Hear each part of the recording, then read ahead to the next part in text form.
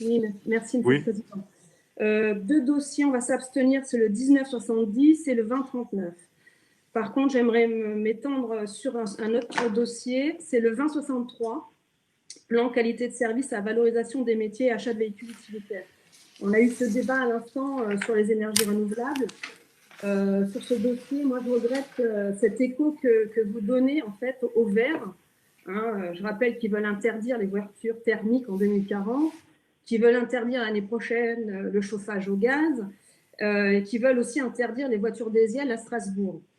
La transition écologique, oui, mais on l'a vu avec Fessenheim, il faut être prudent parce que quand on élimine quelque chose, on n'a pas forcément en face toutes les réponses.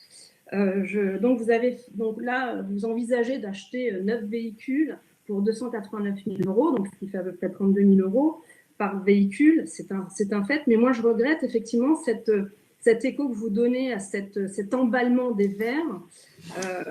Comme vous, je me renseigne sur ces nouvelles énergies, des ingénieurs quand même de haut vol dénoncent en fait même aujourd'hui l'électrique avec cette difficulté des batteries électriques qui ont une durée de vie qui est limitée, où il faut s'approvisionner à l'autre bout du monde parce qu'on n'a pas les minerais ici en France.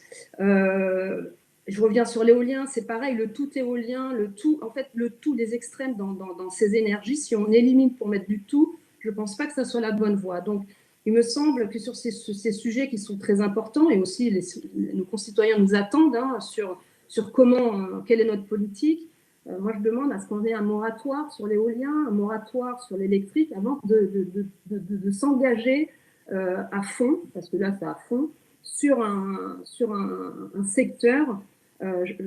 J'ai pour exemple le biogaz, effectivement, il y a quelques temps, on a voulu créer une grosse industrie dans le Corresberg. Ça n'a pas fonctionné parce que effectivement, les gens du coin ne voulaient pas de cette industrie.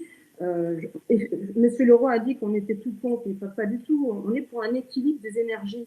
On ne peut pas supprimer quelque chose. Et le meilleur exemple, c'est Fessenheim. Après 6 mois, on a Madame Pompili qui nous dit qu'il va y avoir des coupures d'électricité en 2020.